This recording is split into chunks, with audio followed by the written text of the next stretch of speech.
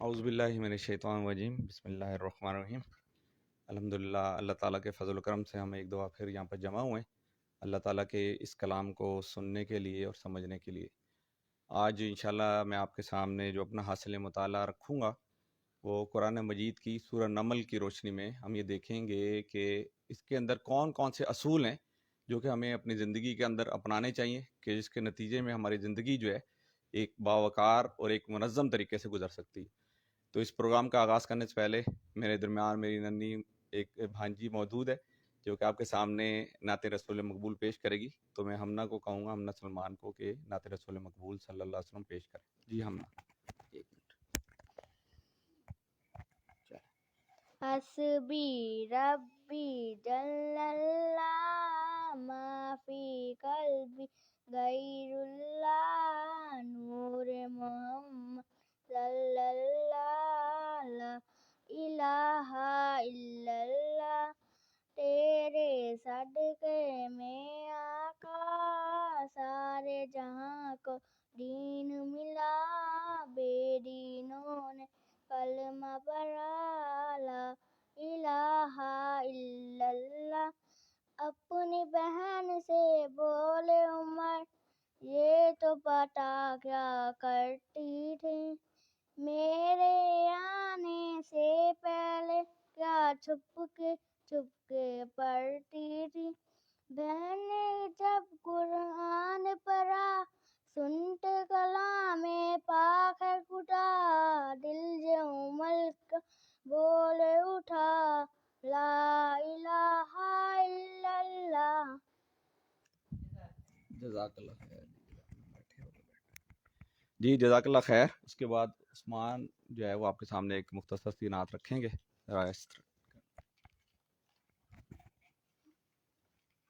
فاصلوں کو تکلف ہے ہم سے اگر، ہم بھی بے بس نہیں بے سہارا نہیں۔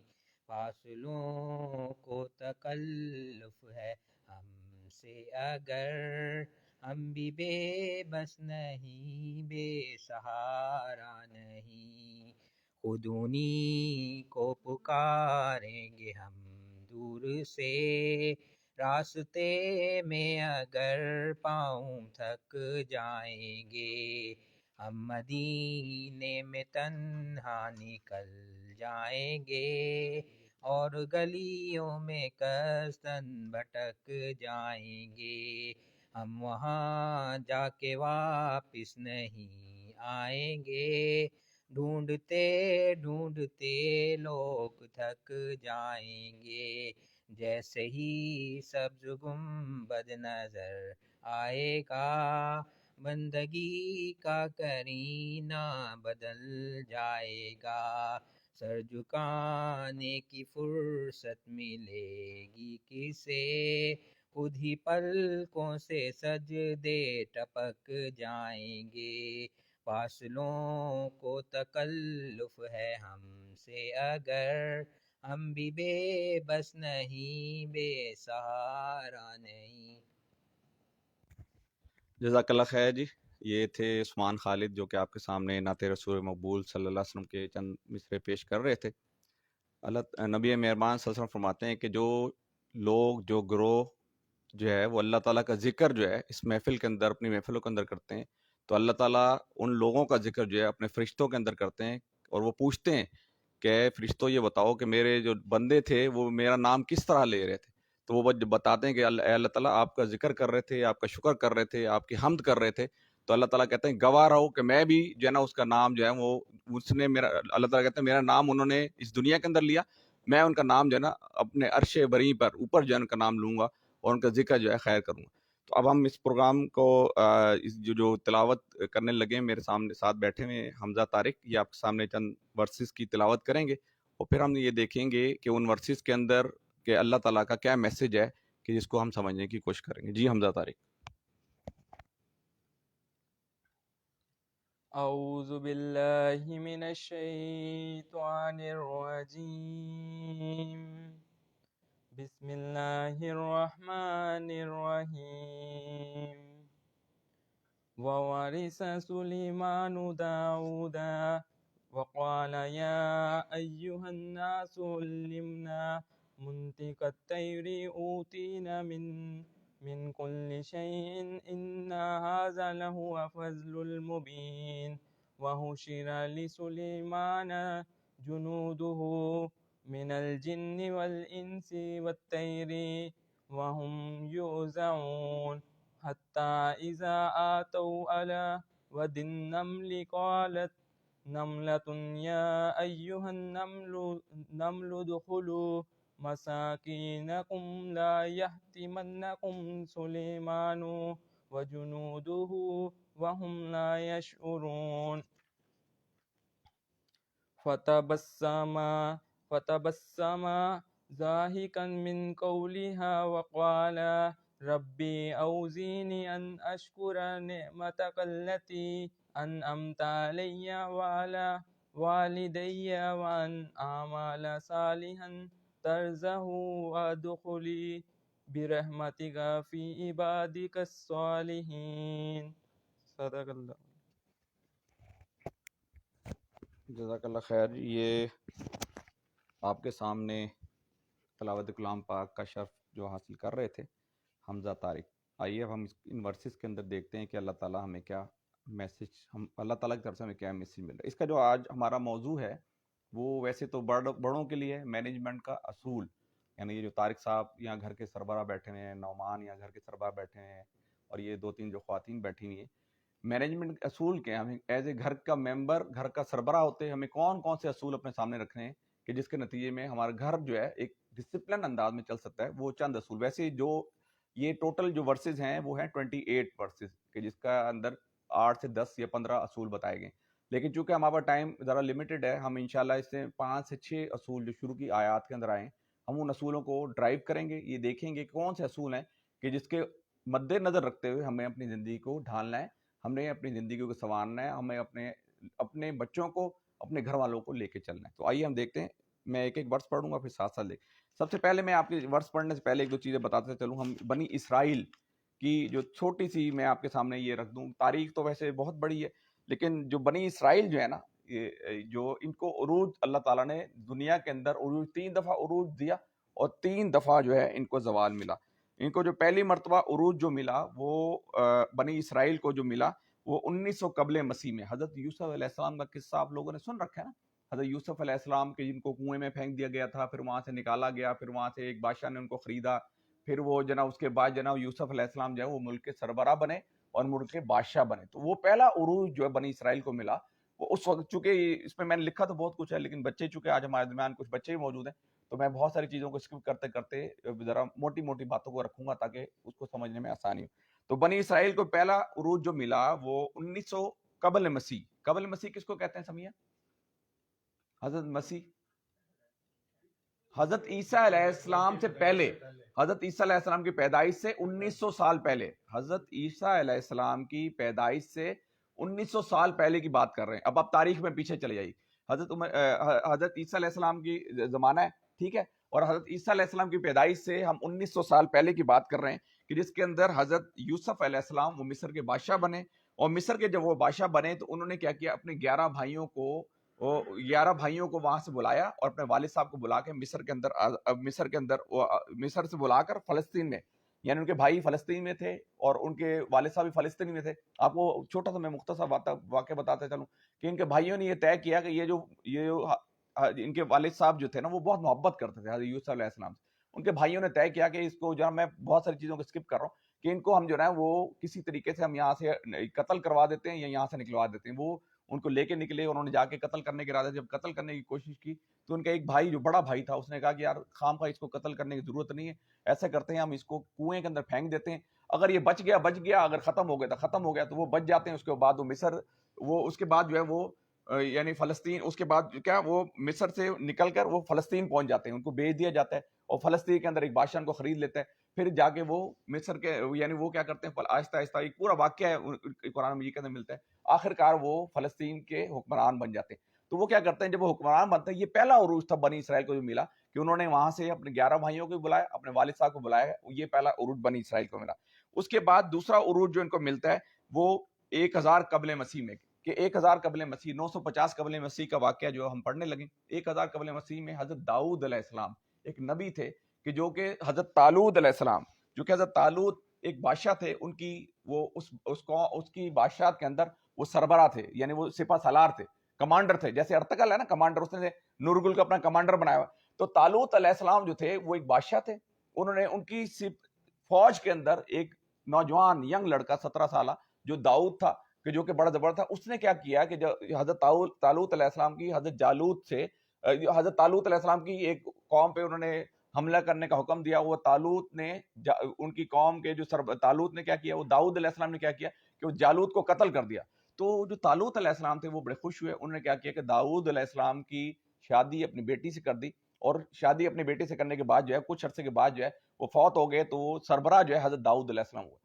حضرت داؤد علیہ السلام کے جو بیٹے تھے 950 قبل مسیح، کتنے تقریباً کم و بیش 1000 سال پہلے، حضرت عیسیٰ علیہ السلام کی پیدائش سے 1000 سال پہلے حضرت داؤد علیہ السلام جو تھے، حضرت سلیمان علیہ السلام کیا سنیے ذرا ادھر غور کیجیے گا کہ حضرت داؤد علیہ السلام کے بیٹے حضرت جب داؤد علیہ السلام بادشاہ ہوئے تو ان کی بادشاہ ہونے کے بعد جو ہے حضرت سلیمان علیہ السلام جو ہے نا وہ ان کو پھر بادشاہت وہاں سے حضرت سلیمان علیہ السلام کو ملی، ٹھیک ہے جی۔ اب یہ دیکھیے کہ جو ہم جس کی پہلا عروج جو بنی، اب میں نے بہت ساری چیز اسکپ کر دی، پہلا عروج جو ملا بنی اسرائیل کو وہ 1900 قبل مسیح میں ملا، جہاں حضرت یوسف علیہ السلام نے بنی اسرائیل کو، بنی اسرائیل جو ہے نا ان کی جو قوم ہے یہ یہودی، آپ نے نام سنا ہے عیسائی اور یہودیوں کا نام سنا، یہ یہودی ہے، یہ بنی اسرائیل کی قوم ہے، انہوں نے کیا کیا بہت سارے انبیاء کرام کو قتل کیا، بہت سارے انبیاء کرام کے اوپر تہمتیں لگائیں اور سازشیں کرتے تھے۔ تو ان کو پہلا عروج جب ملا حضرت یوسف علیہ السلام کے دور میں، تو انہوں نے پھر دوبارہ اپنی وہی حرکتوں پہ قائم رہے، تو پھر اللہ تعالیٰ نے ان کو معزول کر دیا، ان کو وہ بھٹکتے چلے گئے، 600 سال تک مصر سے ہٹ کر بھٹکتے چلے گئے، اور یہ عراق، شام اور یمن کے اندر جا کے بس گئے۔ اس کے بعد دوبارہ اللہ تعالیٰ نے ان کو عروج دیا حضرت داؤد علیہ السلام کے زمانے میں، اور حضرت سلیمان، یعنی دوسرا عروج جو ان کو ملا حضرت طالوت اور داؤد اور سلیمان علیہ السلام کے زمانے میں ملا۔ پھر انہوں نے جرام حکمرانی کی اور ایک اللہ تعالیٰ نے ان کو عروج دیا، لیکن پھر انہوں نے وہی حرکتیں کی کہ انہوں نے حضرت یحییٰ علیہ السلام ایک نبی تھے کہ جن کو قتل کر دیا، شہید کر دیا، اور حضرت عیسیٰ علیہ السلام کو بھی قتل کے در پہ ہو گئے۔ تو تیسرا عروج جو ملا ان کو حضرت عیسیٰ علیہ السلام سے پہلے ملا، کہ جب دوبارہ جو ہے ان کو عروج ملا، لیکن انہوں نے وہی حرکتیں اپنی جاری رکھی، اور اس کے بعد دوبارہ زوال پذیر ہو گئے، اور آج تک یہ زوال پذیر ہیں، اور آج تک اپنی شرارتوں سے باز نہیں آئے، بلکہ شرارتیں کرتے چلے جاتے ہیں۔ اس وقت بھی دنیا کے اندر جو ہم وہ حکمرانی کریں، مٹھی بھر یہ لوگ ہیں، لیکن دنیا کے اندر یہ حکمرانی کا خواب دیکھ رہے ہیں، دنیا کے اندر جو ہے نا یہ نیو ورلڈ آرڈر کا خواب دیکھ رہے ہیں۔ چونکہ ہم انشاءاللہ کسی وقت بڑے بیٹھے ہوں گے تو میں اس کو، یہ جو بنی اسرائیل کی تاریخ ہے وہ جو میں نے یہاں تھوڑی کچھ تحقیق بھی کی ہے، کچھ ریسرچ بھی کی، کچھ دوستوں ڈسکشن بھی کی، جب انشاءاللہ ہمارے بڑوں کا کوئی سیشن ہوگا تو اس پوری تاریخ جو ہے انشاءاللہ بنی اسرائیل کی میں آپ کے سامنے رکھوں گا۔ آئیے اب میں آپ کے سامنے جو یہ ورسز ہیں اس کا مطالعہ کرتے ہیں کہ ان ورسز کے اندر اللہ تعالیٰ کیا بتا رہے ہیں۔ اعوذ باللہ من الشیطان الرجیم، بسم اللہ الرحمن الرحیم۔ وورث سلیمان داؤد وقال یا ایھا الناس علمنا منطق الطیر واوتینا من کل شیء ان ھذا لہو الفضل المبین۔ اور داؤد علیہ السلام کا وارث حضرت سلیمان ہوا۔ اچھا یہ ایک بات میں آپ کے سامنے رکھتا چلوں کہ حضرت سلیمان علیہ السلام کے جو بیٹے تھے نا یہ بہت نکمے تھے، ان کی اولاد بہت نکمی تھی۔ یہ جو عروج ملا حضرت یعنی یہ داؤد علیہ السلام سے لے کر یا حضرت طالوت سے پھر داؤد سے پھر حضرت سلیمان علیہ السلام کے زمانے میں جو عروج ملا، بنی اسرائیل کو عروج ملا، تو یہ عروج جو ہے پھر حضرت سلیمان علیہ السلام کی جو آگے اولاد آئی تھی نا یہ بہت نکمی تھی۔ انہوں نے پہلے حکومت کو 2 حصوں میں تقسیم کیا، پھر 12 حصوں میں تقسیم کیا، یہاں تک کہ پوری کی پوری جو ہے یہ پوری حکومت جو ہے ڈیزالو ہوگی اور ختم ہوگی، اور بنی اسرائیل جو ہے دوبارہ محکوم بنا دی گئی۔ اچھا ایک اور بات بنی اسرائیل کو، موسیٰ علیہ السلام کا قصہ آپ نے سنا ہوگا، قرآن مجید کے اندر بے شمار جگہ پہ موسیٰ علیہ السلام کا قصہ میں ملتا ہے۔ موسیٰ علیہ السلام نے بھی حضرت بنی اسرائیل کو عروج دلایا تھا، موسیٰ علیہ السلام نے بھی بنی اسرائیل کو عروج دلایا، لیکن ان کی قوم نے کیا کیا، موسیٰ علیہ السلام کی قوم کے اندر بھی کیا ہوا، یہ جو فرعون تھا نا، فرعون کیا کرتا تھا، بنی اسرائیل کو انہوں نے محکوم بنا دیا تھا، سیکنڈ سٹیزن بنا لیا تھا، اور ان کے لڑکوں کو ذبح کر دیا کرتا تھا۔ یعنی یہ ایتھلک لینسنگ کی ایک بدترین مثال تھی کہ پوری کی پوری قوم کو ختم کر دیا جائے، مردوں کو اور بچوں کو ذبح کر دیا جائے اور عورتوں کو زندہ رکھا جائے تاکہ ان کی نسل بنی اسرائیل کے آگے نہ چلے۔ تو یہ پوری یعنی ایک بہت بڑی ہسٹری ہے بنی اسرائیل کی جو ہمیں قرآن مجید کے اندر بھی ملتی ہے۔ آئیے ہم یہ بتاتے ہیں کہ اور داؤد علیہ السلام کا وارث سلیمان ہوا، اور اس نے کہا لوگوں ہمیں پرندوں کی بولیاں سکھائی گئی ہیں. یعنی حضرت سلیمان علیہ السلام کو پہلی چیز کیا سکھائی گئی تھی؟ پرندوں کی بولیاں سکھائی گئی تھی. اور ہمیں طرح طرح کی چیزیں دی گئی ہیں، بے شک یہ اللہ کا نمایاں فضل. اب یہاں پر 3 باتیں بتائی جا رہی ہیں. پہلی بات یہ بتائی جا رہی ہے کہ پرندوں کی بولیاں سکھائی گئی تھی. دوسری بات یہ بتائی جا رہی ہے کہ ہر قسم کے وسائل سے حضرت سلیمان علیہ السلام کو نوازا گیا تھا. اور تیسری بات یہ بتائی جا رہی تھی کہ یہ واضح برتری ہے جو حضرت سلیمان علیہ السلام کہتے ہیں کہ دوسرے نبیوں سے بڑھ کر مجھے دی گئی ہے. یہ واضح برتری ہے، وسائل بے شمار دیے گئے، پرندوں جانوروں کی بولیاں سکھائی گئی ہیں، اور مجھے برتری دوسروں پہ برتری دی گئی. آگے چلیے. وَحُشِرَ لِسُلَيْمَانَ جُنُودُهُ مِنَ الْجِنِّ وَالْإِنسِ وَالطَّيْرِ فَهُمْ يُوزَعُونَ. پھر آگے بتا رہے ہیں کہ سلیمان علیہ السلام کے لیے جن اور انسانوں اور پرندوں کے لشکر جمع کیے گئے تھے، اور وہ پورے ضبط میں رکھے جاتے. وہ پورے ضبط میں رکھے جاتے. اب یہ دیکھیے، ابھی ہم یہ دیکھیے کہ جنات کو ہم اس طرح لے لیتے ہیں کہ وہ نیوی تھی. وہ کیا تھی؟ نیوی. اور انسانوں کا لشکر تھا وہ آرمی تھا. اور والطیر پرندوں کا لشکر وہ ایئر فورس. یعنی حضرت سلیمان علیہ السلام کے قبضے کے اندر 3 قسم کی فورسز دی گئی تھی: آرمی، نیوی، ایئر فورس. اچھا اب آگے کیا؟ اگلی آیت بڑی زبردست. اچھا جنات جو ہے ہم پہلے پڑھ چکے ہیں کہ جنات جو ہے سریع الحرکت ہوتے ہیں، لائٹ کی سپیڈ سے ٹریول کرتے ہیں. اور وہ کیا کرتے تھے؟ حضرت سلیمان علیہ السلام کے لیے وہ سمندروں کے اندر ڈائیو لگایا کرتے تھے، اور سمندروں کے اندر سے موتی نکال کے اور بڑے بڑے قیمتی پتھر نکال کے لایا کرتے تھے، جو سلیمان علیہ السلام کے جو بڑے بڑے محلات جنات بنا رہے ہوتے تھے، ان محلات کی تزئین و آرائش کے لیے وہ پتھر جو ہے استعمال کیے جاتے تھے. تو اللہ تعالیٰ یہاں پر جو بتایا جا رہا ہے کہ وَحُشِرَ لِسُلَيْمَانَ جُنُودُهُ مِنَ الْجِنِّ وَالْإِنسِ وَالطَّيْرِ فَهُمْ يُوزَعُونَ. وہ کہہ رہے ہیں کہ یہ جو لشکر تھے، یہ آرمی کا لشکر، یہ نیوی کا لشکر، یہ ایئر فورس کا لشکر، یہ بڑے ضبط میں رکھے جاتے تھے. کس میں رکھے جاتے تھے؟ ضبط میں رکھے جاتے تھے. اچھا یہ جو یوزعون، فہم یوزعون کا جو مادہ ہے جو 3 چیزوں سے نکلا ہے: اوزا، وضع، ایزا. ایزا کے پھر 3 مطلب ہوتے ہیں. ایزا کا مطلب ہوتا ہے جو اس کے مادے سے نکلا، کہ یعنی وہ بڑے کنٹرول میں رکھے جاتے تھے. وہ جو لشکر تھا عام بھیڑ نہیں تھی، وہ لشکر عام لوگوں کا لشکر نہیں تھا.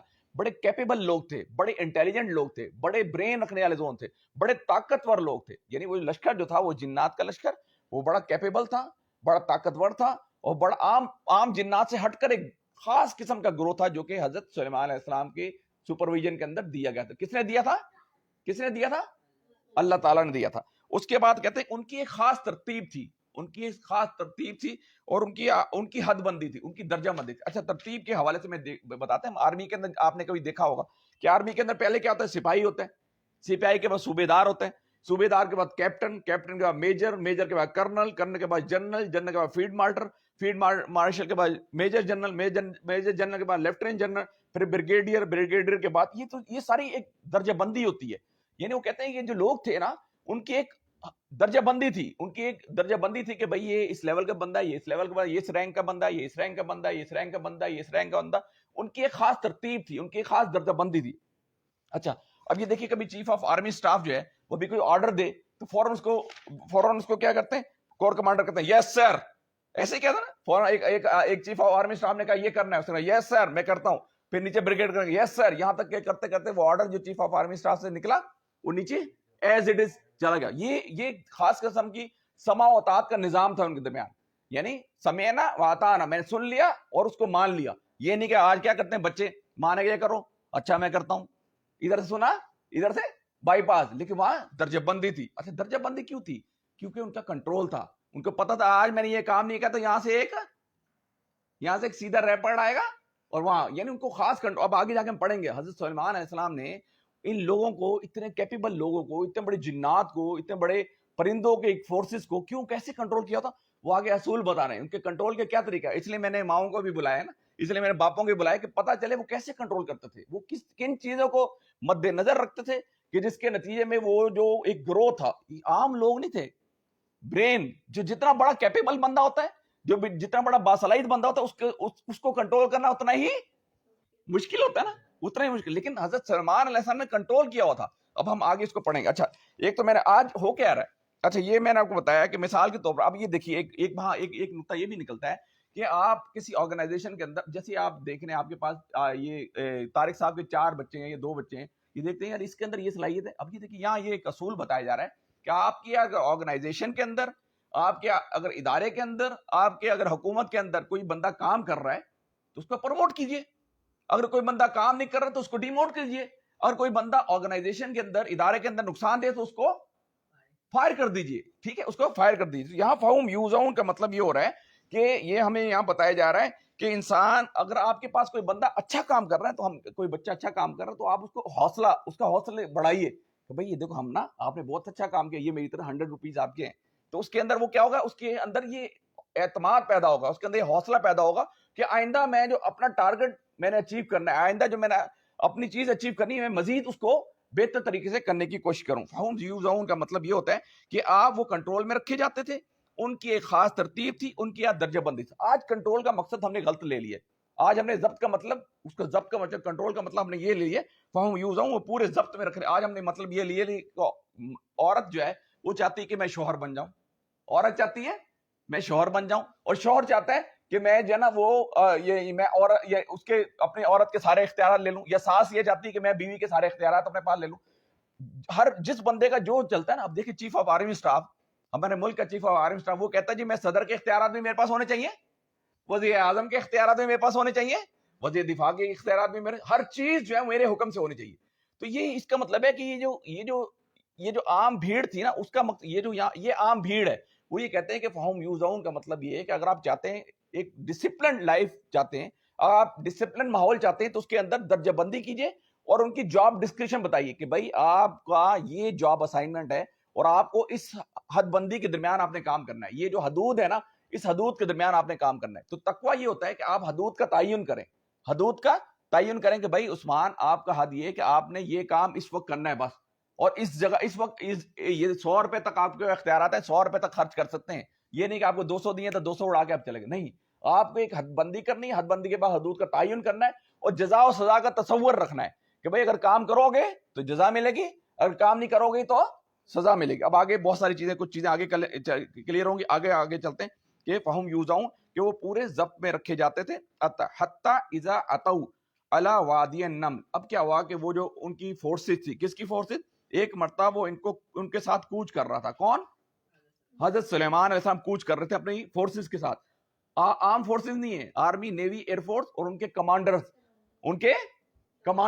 کیپیبل لوگ, باصلاحیت لوگ, انٹیلیجنٹ لوگ ان کے ساتھ سفر کر رہے ہیں. اب کیا ہو رہا ہے, ایک مرتبہ وہ ان کے ساتھ کوچ کر رہا تھا, یہاں تک کہ وہ یہ سب چونٹیوں کی وادی تک پہنچے. نمل کہتے ہیں چونٹیوں کو, نمل جو ہے جمع ہے, اور نملہ کہتے ہیں ایک چونٹی کو, اور نمل کہتے ہیں چونٹیوں کو. تو یہاں وہ سب ایک چونٹیوں کی وادی تک پہنچے, تو ایک چونٹی نے کہا اے چونٹیوں اپنے بلوں میں گھس جاؤ, کہیں ایسا نہ ہو کہ سلیمان علیہ السلام اور اس کے لشکر تمہیں کچے ڈالیں اور تمہیں اس کی خبر بھی نہ ہو. تو یہاں ایک اصول مینجمنٹ کا یہ نکل رہا ہے, یعنی آرگنائزیشن کا یہ نکل رہا ہے کہ وہ حضرت سلیمان علیہ السلام کی نظر جو تھی نا, ایک چھوٹی سے چھوٹی چونٹی پہ پر تھی.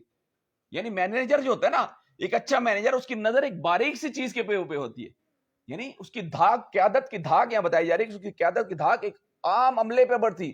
ان کو پتا تھا بھائی یہ مینیجر تو بڑا سخت ہے, اس نے اگر کوئی فیصلہ کر دیا تو کر دیا, یہ اپنا فیصلہ کرنے کے بعد واپس لینے کا عادی نہیں ہے, یہ اپنی بات کو منوانے کا عادی, یہ اپنی بات کو منوا کر رہے گا, جس نے فیصلہ کر دیا کر دیا. تو چونٹیوں نے کہا کہ بھائی سلیمان علیہ السلام کا لشکر جو آ رہا ہے کہیں ہمیں قتل نہ, یعنی اس کا مطلب ہے کہ جو قیادت جو ہوتی ہے, جو مینیجر ہوتا ہے, اس کی نظر جو ہے سب سے باریک چیز پہ بھی ہوتی ہے. یہ یہاں کیوں ہو رہا ہے, یہ ہمنا یہاں کیوں بیٹھی ہوئی ہے, نعمان آج ڈیوٹی پہ کیوں نہیں آیا, یہ آگے جا کے دیکھیں گے, ٹھیک ہے.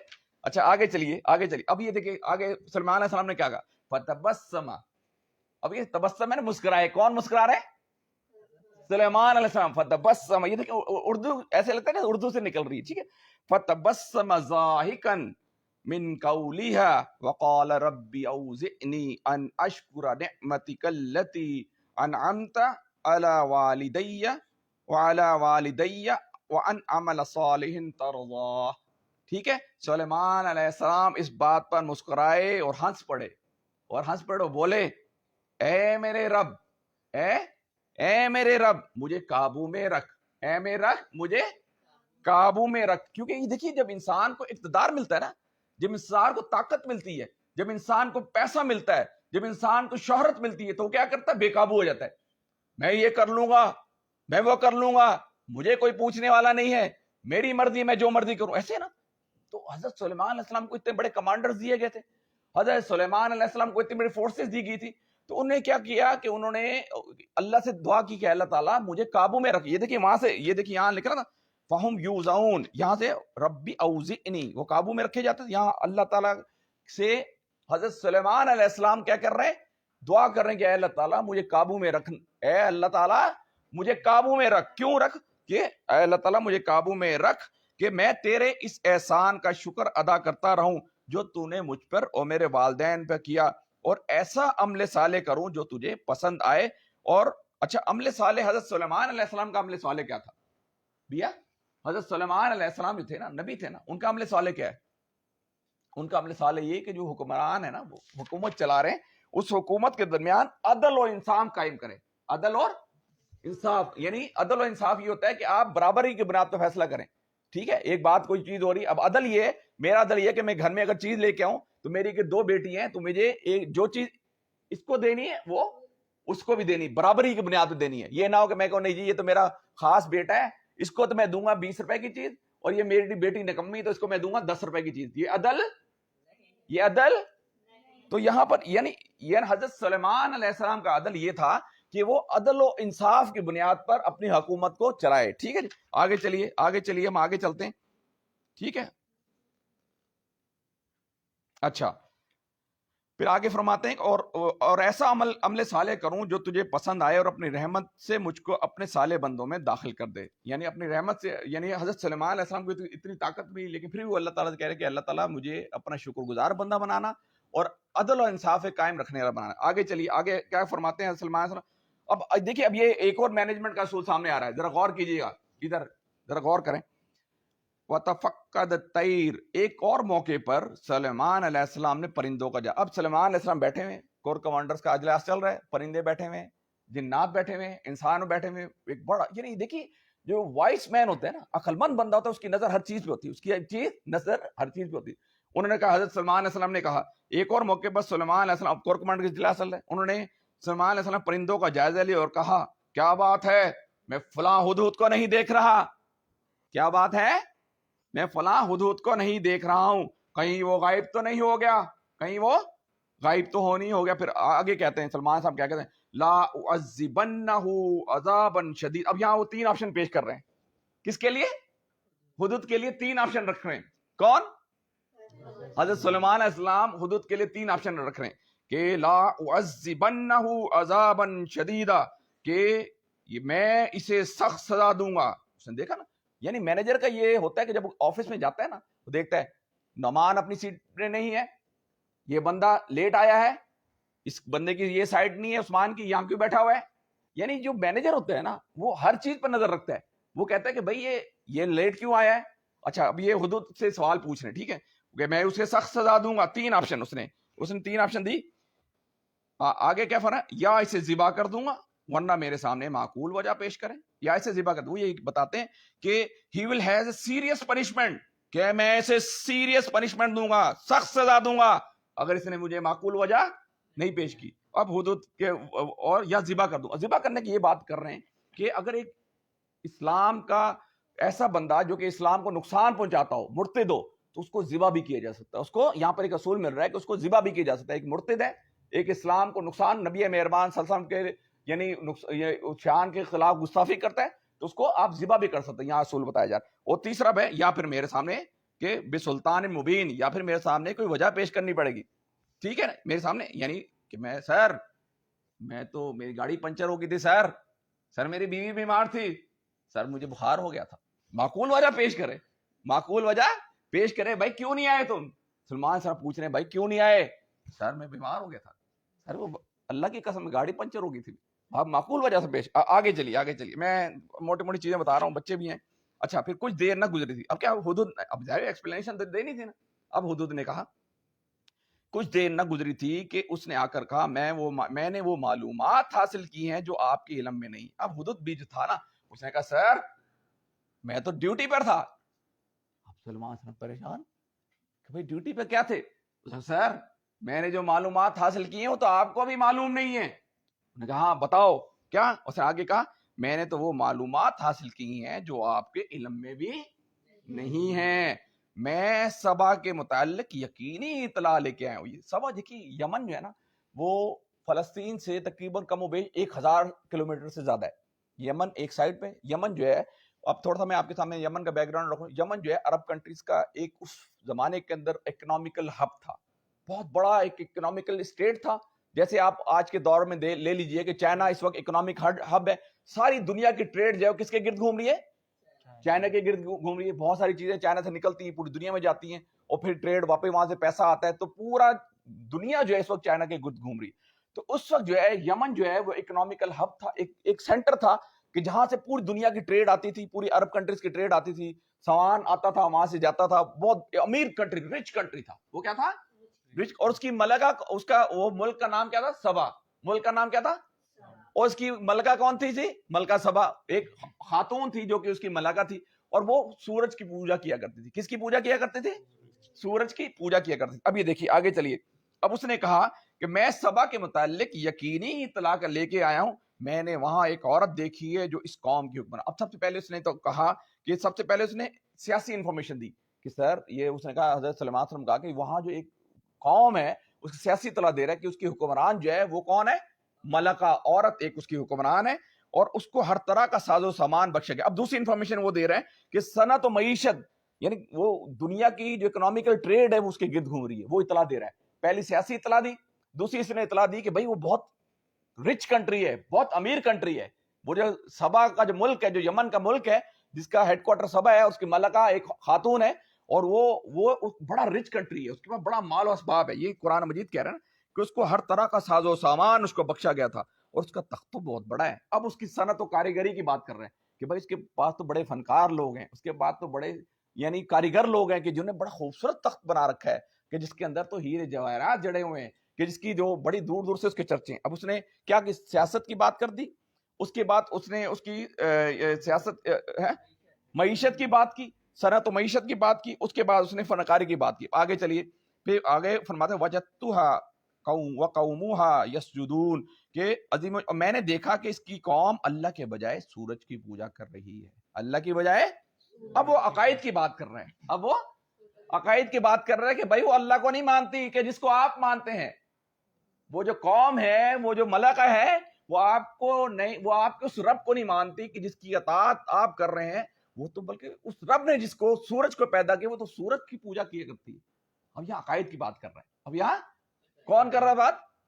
حدود بات کر. ٹھیک ہے, اچھا, اللہ کے بجائے سورج کے آگے سجدہ کرتی ہے, اور شیطان نے ان کے عمل ان کے لیے خوشنما بنا دیے ہیں اور انہیں شاہراہ سے روک دیا ہے. وہ کہتا ہے کہ جو شیطان ہوتا ہے نا, وہ بعض اوقات بہت ساری چیزوں کو آپ کے سامنے خوشنما بنا کے پیش کرتا ہے. ہم موبائل ہمارے بچے چلا رہے ہوتے ہیں, وہ خوشنما کہتے ہیں کہ کوئی بات نہیں پاپا, تھوڑی دیر تک دیکھ رہا ہوں, بے شمار آنکھوں کی آپ کے غلط کاریاں آپ اس میں دیکھ رہے ہیں, گیم آپ کھیل رہے ہیں, بے شمار آپ کا ٹائم ضائع ہو رہا ہے. تو شیطان نے اس وقت بھی اس سورج کی پوجا کو خوشنما بنا کے ان کے سامنے پیش کر دی. آج ہمارے سامنے بھی نا, ہمارے بچوں کے سامنے بھی اس موبائل کو خوشنما بنا کے پیش کرتا ہے کہ بڑی خوبصورت چیزیں آ رہی ہیں, ٹھیک ہے, گیم چل رہی, کوئی بات نہیں پاپا میں آدھے گھنٹے میں اٹھ جاؤں گی, کوئی بات نہیں پاپا ایک گھنٹہ میں کھیلنا ہے, بس میں ابھی اٹھی. اس کو خوشنما بنا کے پتہ چلتا ہے 4 گھنٹے بعد اٹھ رہے صاحب. ایسے ہی ہوتا ہے نا, برخوردار جو ہے تو آدھے گھنٹے کے لیے بیٹھے تھے, وہ 4 گھنٹے وہ خوشنما بنا کے, اس کو محسوس ہی نہیں ہوتا کہ میں کس غلط کام کی طرف چلتا چلا جا رہا ہوں. تو شیطان نے اس وقت بھی کیا کیا تھا کہ اس کے اعمال ان کے سامنے خوشنما بنا دیے اور انہیں اس شاہراہ پہ چلنے سے روک دیا ہے, یعنی اس نیکی کی دعوت پہ چلنے سے روک دیا ہے. آج ہم یہی کرتے ہیں نا کہ ادھر حی علی الصلاح حی علی الفلاح کی پکار آ رہی ہے, نماز کی پکار آ رہی ہے, میں سویا تو سویا ہوں, اس لیے کہ اس نے کہا کوئی بات نہیں, شاہراہ سے روک دی ہے, اصل شاہراہ سے ہمیں روک دی. آگے چلیے, اس وجہ سے یہ سیدھا راستہ نہیں پاتے, اس خدا کو سجدہ کریں جو آسمان اور زمین کی پوشیدہ چیز. اب یہاں سے جملہ معترضہ شروع ہوتا ہے کہ جملہ معترضہ کیا تھا سمیہ؟ ہاں, یعنی آپ ایک بات کر رہے ہیں, بات کرتے کرتے, جیسے آپ نے فلم میں دیکھا ہے نا کہ فلم میں ابھی ایک سین چل رہا ہوتا ہے اور تھوڑی دیر کے لیے فلم کا سین کسی اور جگہ پہ جاتا ہے, تو بچہ جو چھوٹا ابھی تھا تو سین کٹ کے دوبارہ آتا ہے تو بچہ نوجوان ہو کے آ جاتا ہے, ایسے ہوتا نا, چلتا ہے, وہ بیچ کا سین کاٹ دیا جاتا ہے, بیچ کا سین. تو اس طرح بہت ساری چیزیں قرآن مجید میں یا تو ریلیونٹ نہیں ہوتی یا اس جگہ پہ اس چیز کی ضرورت نہیں ہوتی. اللہ تعالیٰ چلتے چلتے کوئی ایک ایسی بات جو ضروری تو ہوتی ہے تو اس میں بیچ میں ایڈ اپ کر کے, جیسے میں آپ کو جملہ معترضہ بتایا تھا کہ آپ یہاں سے کراچی جا رہے ہیں, یہاں سے اسلام آباد جا رہے ہیں, اب آپ کے بچوں کو واش روم جانا ہے یا آپ نے کوئی سنیکس لینے, تو آپ اترتے ہیں نیچے پیٹرول پمپ پہ, آپ نے جانا اسلام آباد ہے, آپ نیچے پیٹرول پمپ پہ اترتے ہیں, گاڑی میں فیول بھراتے ہیں, بچوں کے لیے سنیکس لیتے ہیں, واش روم میں فارغ ہوتے ہیں, پھر دوبارہ آگے چل جاتے ہیں. تو یہ آپ کا راستہ نہیں ہے, لیکن آپ چند منٹ کے لیے وہاں رکے تھے, پھر دوبارہ چلے گئے. اس کو کیا کہتے ہیں قرآن کی اصطلاح میں؟ جملہ معترضہ. کیا کہتے ہیں؟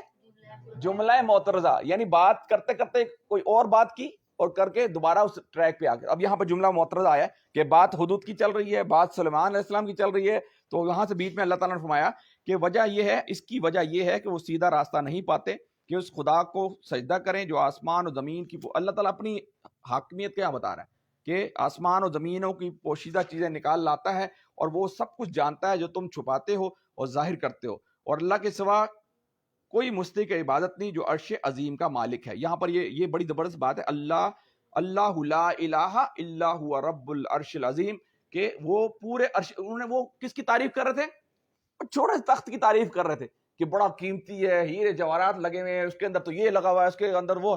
تو اللہ تعالیٰ کہا کہ میں تو ہوا رب العرش العظیم, اس عرش عظیم کا مالک ہوں, اس طاقت, میری طاقت, وَهُوَ عَلَىٰ كُلِّ شَيْءٍ قدیر, کہ میری طاقت, میری حاکمیت, میری فرمانروائی وہ سب سے بڑی ہے. اس دنیا کی کائنات کے اوپر سب سے زیادہ طاقت رکھنے والا کون ہے؟ سب سے زیادہ طاقت رکھنے والا کون ہے؟ سب سے زیادہ طاقت رکھنے والا کون ہے؟ اللہ تعالیٰ. تو یہاں پر اللہ تعالیٰ فرمایا کہ اللہ لا الہ ہوا رب العرش العظیم, کہ وہ اللہ ہے کہ جس کے سوا کوئی مستحق عبادت. اب جس کے پاس طاقت ہوگی تو اس کی آپ عبادت کریں نا. اب ایک بندہ جس کو کوئی طاقت نہیں, اس کی عبادت تو نہیں کی جاتی. جو بندہ پوری طاقت رکھتا ہے, جو پوری حاکمیت رکھتا ہے, جو اللہ تعالیٰ پوری حاکمیت رکھتا ہے, آپ اس کو اس کے وہ پورے عرش عظیم کا مالک. اب دیکھیے آگے چلیے, اب یہاں پر ایک اور آخری اصول ہم پڑھیں گے, اس کے بعد اس کو مکمل کریں گے کہ قال سننظر, سلیمان علیہ السلام نے کہا صدقت ام کنت من الکاذبین, کہ ابھی ہم دیکھے لیتے ہیں کہ تو نے سچ کہا یا جھوٹ. ابھی ہم دیکھے لیتے ہیں تو نے سچ کہا یا. اب یہ مینجمنٹ کا ایک اصول ہے, بتایا جا رہا ہے کہ مینیجر ہے کراس چیک کرتا ہے ایک ایجنسی کے پیچھے دوسری ایجنسی, ٹھیک ہے, یعنی وہ آئی ایس آئی کا سمجھ لو, وہ یہاں پیچھے حدود تھا, وہ آئی ایس آئی کا بندہ تھا کہ جس نے انفارمیشن لے کے دی, اور اس نے بہت ساری چیزیں بتا بھی دی حضرت سلیمان علیہ السلام کو کہ بھئی وہ ملائکہ تھی, اس کے عقائد یہ تھے, اس کی سیاسی صورتحال یہ تھی, وہ اکنامیکل ہب تھا, وہ ساری چیزیں بتا دی. اب سلیمان علیہ السلام نے کہا, سلیمان علیہ السلام بھی وہ بھی کمانڈر تھے نا, وہ بھی بڑے مینیجر تھے, وہ بھی بڑے کیپیبل بندے. انہوں نے کہا اچھا تو یہ سمجھتا اپنے آپ کو کہ سلیمان علیہ السلام نے کہا ابھی ہم دیکھے لیتے ہیں کہ تو نے سچ کہا یا جھوٹ. اس نے کہا میں کراس چیک کروں گا ایک ایجنسی سے دوسری ایجنسی, دوسری ایجنسی سے تیسری ایجنسی, ٹھیک ہے, ایک جاسوس سے دوسرا جاسوس, دوسرے جاسوس سے تیسرا جاسوس, کہ یہ جو میں نے جاسوس بنا کے بھیجا تھا کہ یہ تو نہیں بک گیا. ڈبل ایجنٹ بھی ہوتے ہیں نا بعض کہ میں نے جاسوس بنا کے بھیجا تھا کہ اس ملک میں سے انٹیلیجنس کر گیا, وہ پتہ لگا اسی ملک کے ساتھ مل گیا, ایسے ہی ہوتا نا. تو اس نے کہا میں ایسی بات تیری نہیں مانوں گا, ایسی بات تیری نہیں مانوں گا, میں ابھی دیکھوں گا کیا کروں گا. اس نے کہا ابھی ہم دیکھے لیتے ہیں کہ تو نے سچ کہا یا جھوٹ بولنے والوں سے, ٹھیک ہے. اس نے کہا کہ میں, یعنی یہ مینجمنٹ کا اصول, یعنی اس کا مطلب یہ ہے کہ ہماری خواتین, ہمارے جو گھر کے سربراہ, وہ اگر کوئی بچہ بول رہا ہو تو فوراً چیک کریں کہ بھائی یہ بیا سچ بھی بول رہی ہے کہ نہیں جھوٹ بول رہی ہے, اس کو چیک کرنا ہے, ٹھیک ہے نا. تو یہاں پر آگے چلیے کہ پھر حضرت سلیمان علیہ السلام نے کہا کہ میرا خط لے جا اور اسے ان لوگوں کی طرف ڈال دے, پھر الگ ہٹ کر دیکھ وہ کیا عمل ظاہر کرتے ہیں. انہوں نے کہا, حضرت سلیمان علیہ السلام نے حدود کو خط دیا, انہوں نے کہا ٹھیک ہے, وہ بات تو طے کی میں کرتے رہوں گا, اب تو یہ خط لے کے جا اور اس قوم کے اندر جا کے ڈال, اس ملکہ کی گود میں ڈال, اس کو ملکہ کی طرف پھینک اور یہ دیکھ وہ کیا کرتے ہیں, ٹھیک ہے. تو اس کے بعد جو ہے ہم وہ چلیں ایک دو آیتیں ہم کر لیتے ہیں, پھر دعا کرا لاتے. پھر ملکہ بولی اچھا یہ میرے خیال آگے جو ہے نا وہ ٹاپک دوسرا شروع ہو رہا ہے, آگے انشاءاللہ یہ آگے 7-8 اصول اور ہیں کہ ملکہ نے کیا رد عمل اپنا دکھایا, انہوں نے اپنے مشیروں سے کیا مشورہ کیا, اور اس کے مشیر کتنے کیپیبل لوگ تھے, ان کی کیسے ڈائلاگ چلے, ان ڈائلاگ کے بعد وہ اس نے حضرت سلیمان علیہ السلام کو کیا کہا, سلیمان علیہ السلام نے کیا کہا, کس طرح کہا, پھر وہ تخت کس طرح آیا. یہ 6-7 اصول ہم نے ابھی ڈرائیو کیے. 6-7 اصول انشاءاللہ نیکسٹ ٹائم جب ہم دوبارہ اس کا ٹاپک لیں گے تو اس میں سے دیکھیں گے کون کون سے اصول جو ہیں مزید ہمارے سامنے آتے ہیں. تو اللہ تعالیٰ دعا ہے کہ اللہ تعالیٰ مجھے اور آپ کو ان باتوں پہ عمل کرنے کی توفیق عطا فرمائے. اب میں آپ کو بتا دیتا ہوں یہ جو اصول تھے جو ہم نے پڑھے تھے, اس میں 6 اصول کون سے تھے.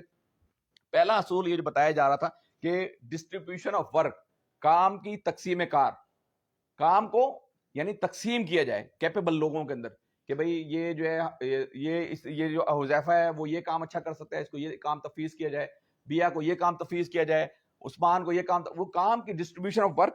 دوسرا اصول یہ تھا کہ کمانڈ اینڈ کنٹرول, کہ یہ نہیں کہ کام کی تقسیم کر دیا کوئی چیک بیلنس نہیں, بلکہ کمانڈ کرنا, کنٹرول رکھنا ہے, نہیں تم نے کام کرنا ہے, کام کروانا ہے, ٹھیک ہے. تیسرا اصول یہ تھا کہ reward and punishment. Reward punishment یہ ہوتا ہے کہ اگر کوئی کام اچھا کرے اس کو کیا دینا ہے, اس کو کیا دینا ہے, ریوارڈ دینا ہے, اور اگر کوئی کام غلط کرے اس کو کیا کرنا ہے, سزا دینی، جزا و سزا. ٹھیک ہے. چوتھا اصول یہ تھا مانیٹرنگ، کہ آپ نے کام کر لیا اس کی مانیٹرنگ کریں، اور مانیٹرنگ کرنے کے بعد انٹیلیجنس گیدرنگ، کہ آپ انٹیلیجنس ڈیٹا کولیکٹ کریں اور ویریفیکیشن کریں. وہ جو ڈیٹا کولیکٹ ہو اس ڈیٹا کی کلیکشن کے نتیجے میں ویریفیکیشن کریں کہ بھائی یہ جو ڈیٹا کولیکٹ کیا ہے کہ بھائی اس نے جو کام کیا صحیح بھی کیا کہ نہیں کیا. اس کی کلیکشن کرنے کے بعد اس کی ویریفیکیشن کریں، اس کی ویریفیکیشن کریں.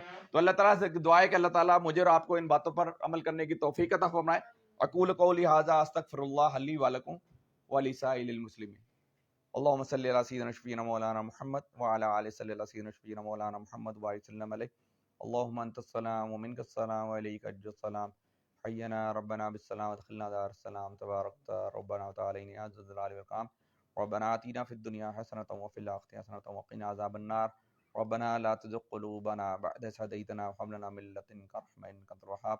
یا مالک آج جو ہم نے سورہ نمل کے اندر سے جو اصول ہمیں بتائے گئے، یا اللہ اس کے مطابق ہمیں زندگیوں کو ڈھالنے کی توفیق عطا فرما. پردیار ہمارے گھروں کو ایمان کا گہوارہ بنا دے. یا مالک ہمارے بچوں کو متقیوں کو امام بنا دے. یا خدایا ہم خطا کار ہیں، گناہ گار ہیں، ہمارے غلطیوں کو تائیوں کو درگزر فرما. یا خدایا ہم جب اس دنیا سے جانے لگے ہمیں منہ پر کلمہ لا الہ الا اللہ محمد رسول اللہ جاری فرما. یا مالک جو ہمارے گھروں کے اندر جو بیمار ہیں انہیں شفائے کاملہ عاجلہ عطا فرما. یا میں مالک جو پریشان ہیں ان کو پریشانیوں کا حل فرما. یا مالک ہمارے جو بزرگ ہمارے گھروں کے اندر موجود ہیں، یا اللہ ان کو صحت کاملہ عاجلہ اور لمبی عمر عطا فرما. سبحان ربک رب العزت عما یصفون وسلام علی المرسلین الحمد للہ رب العالمین. صلی اللہ تعالی علی خیر سیدنا مولانا محمد وعلی آلہ وصحبہ اجمعین برحمتک یا